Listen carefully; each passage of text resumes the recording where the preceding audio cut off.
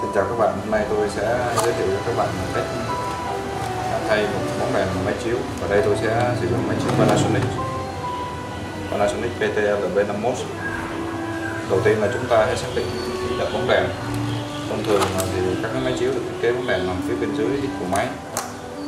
Chúng ta lật máy lên và chúng ta sẽ thấy ở đây là có hai con ốc, hai con vít là nơi cái vị trí giữ bóng đèn bên trong. Chúng ta thực hiện tháo cái hai con vít này ra.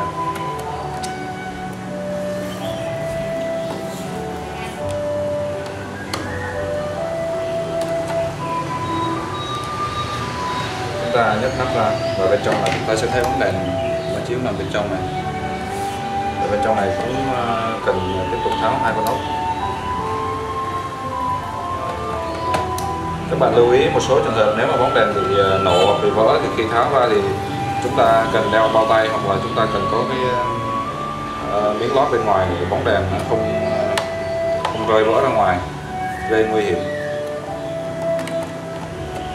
Chúng ta dùng cái tô vít chúng ta nhấc bóng đèn lên. Đây, chúng ta đã hoàn thành cái bước đầu tiên là chúng ta tháo được cái bóng đèn ra khỏi cái máy. Cái thứ hai là chúng ta xác định cái bóng đèn cần thay thế. Bóng đèn cần thay thế thứ nhất là phải đúng model, thứ hai là cần phải đúng loại bóng, kiểu bóng. Và thứ ba là phải cùng công suất và cùng độ sáng với cái máy cần được thay bóng. Chúng ta tiến hành việc thay bóng rất là đơn giản. Đặt bóng vào vị trí ban đầu. Chúng ta dùng tay chúng ta đẩy nhẹ vào để cho nó khớp vào các cái khe. Sau đó chúng ta cũng thực hiện thao tác ngược lại như lúc nãy, để chúng ta dùng hai con vít chúng ta siết ốc lại. Và bước cuối cùng là chúng ta sử dụng cái nắp để chúng ta đẩy lại và siết hai con ốc cuối cùng.